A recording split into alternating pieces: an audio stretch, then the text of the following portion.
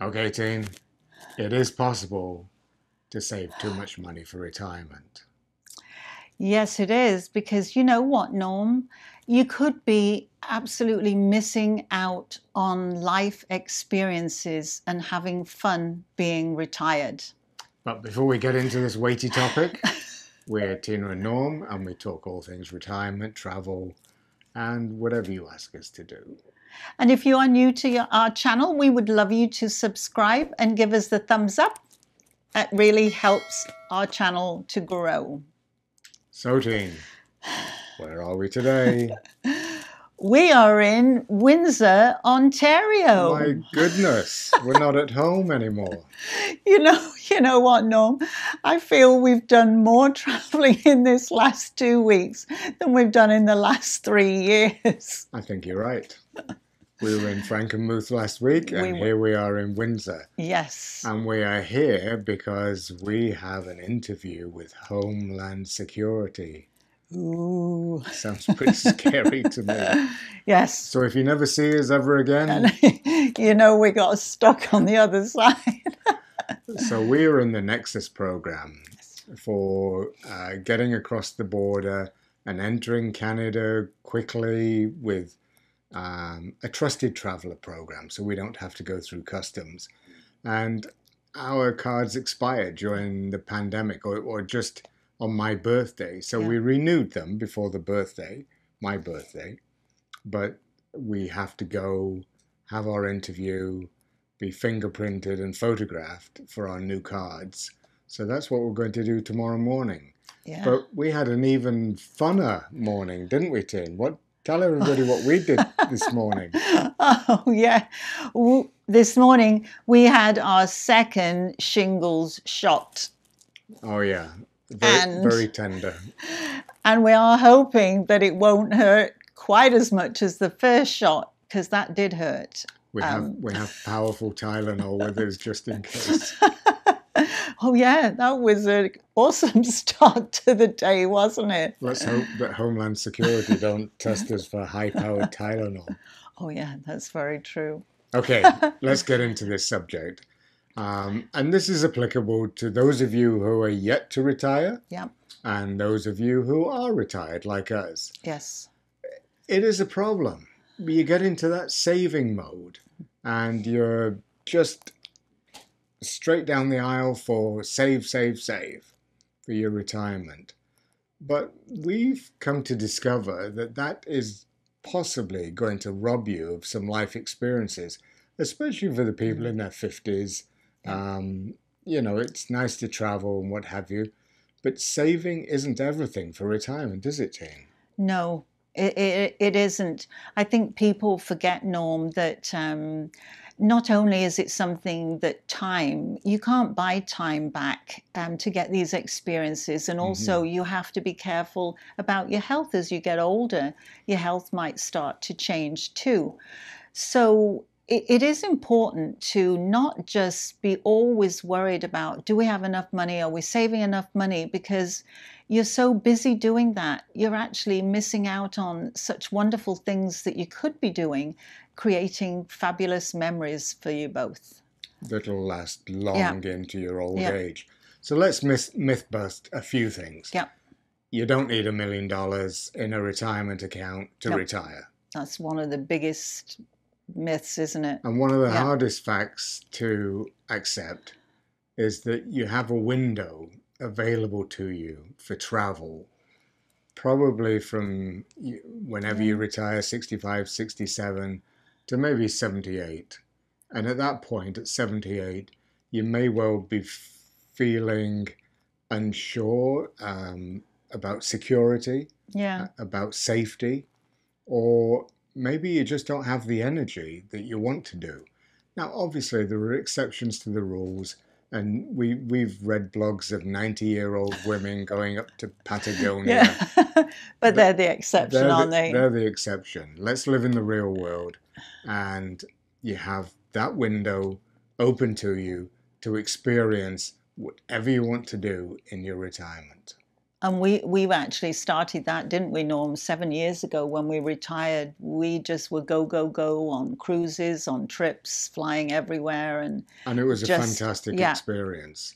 we yeah. One more myth is, and we've touched on this in the past, you're going to have trouble spending your savings because you've been saving probably all your life for retirement. Retirement comes. Mm-hmm. It's a daunting prospect. Will my money last until I pass away? Or will my money last till I pass away, and will I have an inheritance to pass on to my children? So it is something that is sort of a transition, isn't it, Norm? You Mm-hmm. have to find this sort of happy medium of not worrying too much about that you're going to run out of money, No, because you have to get into the ability to actually, believe it or not, start to be able to spend it on yourselves and enjoy the money that you've saved for all this time. So it is true, you have to learn how to spend it. so I'll give you one example from last week in Frankenmuth. Yes. Oh, We spent a lot more on a hotel room than we would normally do. We're cheap, so we would normally look at the cheapest room, or we might have stayed in a town like Birch Run and got a $70 hotel room and then drove to Frankenmuth every day. We didn't want that. We no. wanted to immerse ourselves in Frankenmuth. Yeah. We wanted to be there first thing in the morning. We didn't want to drive. We wanted to walk everywhere. It's a very walkable town. Yeah. So we probably spent 3 times the amount of money we would normally do on a hotel room. And we thoroughly enjoyed it, didn't we, Tina? It was wonderful because we actually bought a suite this time, didn't we? So, as well as us having a bedroom, we had a complete sitting area with TV and two TVs. So, a complete area to sit in with sofas, and then in the middle was the bathroom and a wonderful little mini kitchen. And it was great, wasn't it? Now, it actually enhanced our whole experience, totally didn't it? Did. Totally yes. Did. So we're really glad we splashed out, didn't we, Norm? We are, Tim. And to be honest with you, we're regaling everything it gave us as features, benefits. Yeah. But we're never going to miss the money. No. It was not an issue. So we enjoyed it, didn't we? So what we're really trying to tell you is look at these experiences and see what you really want. And start spending some of that money. And another thing too, Norm, is don't forget that when you actually have retired, you might find that you actually have surplus money each month. I know that might sound crazy, but especially with the pandemic, people haven't been traveling as much. So you could end up that you're actually not spending as much as you thought your monthly expenditure was. So you know what? Save the money. Put it away.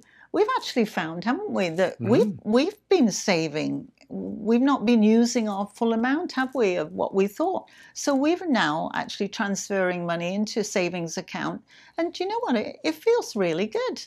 Yeah, we're actually saving in retirement. So great. We're just sweeping money into a high interest savings account every month. And because our needs are modest on a day-to-day basis, we have our government pensions, the CPP, the OAS. We've got the old age pension from England. Mm-hmm. Tina has her pensions. I have mine. Both come into our joint account. And we also get royalty income as well from some of our activity in photography and video. But we just don't need all that money. So when we're just putting it into a high interest account, and at the moment GICs as well, that pays us a little bit more on a 6-month term. So I think having gone through it, Norm, now if we were to say before we retired and now, it is something hard to see, isn't it? Till you've actually been through it like we have. So we're telling everybody to try and help you make that decision to possibly retire early, because don't have this fear that you're going to run out of money and you're not going to have enough, because you'll find that with the government money, there will be enough money there. And it's so important to take that time and spend it together. Now, you've just touched on the government money, and I did a minute ago. So Oh, yes. let's talk to our viewers who are in their 50s, coming up to retirement. They can see retirement 10 or 15 years away. Mm-hmm. One thing that we would highly recommend for you to do, and we did this ourselves, We did. would be two things. Go online to your government portal for retirement benefits and you have to register an account. You can do it in the US, you can do it in the UK, and you can do it in Canada. And you can find out what your projected pension is going to be, like your Social Security or your CPP, OAS, or in Britain, the old age pension. Yeah. That gives you the start of a framework. So that is money that is going to come into you as soon as you hit the mandated retirement levels. Mm-hmm. The second thing we would want you to do is to really sit down and write a budget about how much you need per month in retirement, not working. Yeah, in retirement. Look at the fat that you can cut. Look that you can downsize to one car. Downsize your internet from gigabyte speeds to 100. Get rid of expensive cell phone plans. Cut back to a $30 or $40 plan. We did that, didn't we? And then compare what you need to live on to what your government pensions are. And then see what the shortfall is. That's what your savings are going to provide. Mm-hmm. And then on top of that, if you have ambitions for expensive hobbies, set a budget of how much you're comfortable to spend. Way back when we retired 5 or 6 years ago, we set a $25,000 per year for travel because we realized that time is running out for us. So we wanted to do as much traveling as we could while we had the health. Yeah. So we set aside in our budget $25,000 to come out of our savings that we'd saved for retirement, and then just live on the government benefits, basically. But the funny thing is, Norm, that we've now ended up that we didn't actually have to take as much from that travel fund as we needed, did we? Because we ended up with more money coming in than we actually did realize to begin with. So that amount that we thought we were going to take actually has been topped up, hasn't it? Especially in the pandemic when we weren't traveling, we weren't using it. So it actually worked out in the end really well, didn't it? And you know, Tina, one of the biggest surprises is that when we do that net worth statement, and we normally do it around October, November time. We do. Oh, you're going to have to do it soon, Norm. I know. I just can't wait to do it. I know. And the excitement, I can see it in your face, Norm. But one of the biggest surprises was that our net worth has been growing in retirement and not diminishing.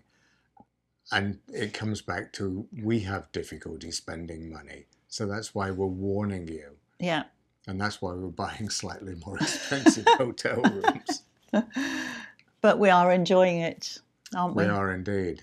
So we're here in the Comfort Inn or Quality Inn. Comfort Inn. Comfort Inn. Comfort Inn. In Windsor, Ontario, Canada, about to go tomorrow to our appointment. Yeah, we're going to cross the Ambassador Bridge, aren't we? We are, and try to find the office of the Homeland Security. We got all sorts of fancy directions, it says, doesn't it, to get there? And it says, do not panic if you go through the bit that you can't return.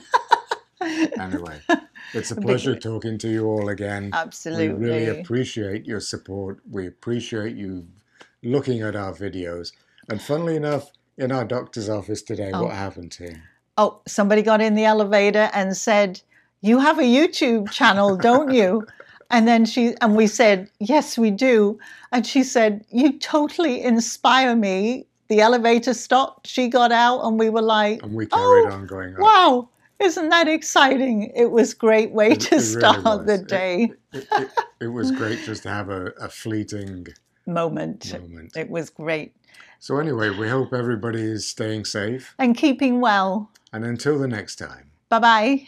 Bye-bye.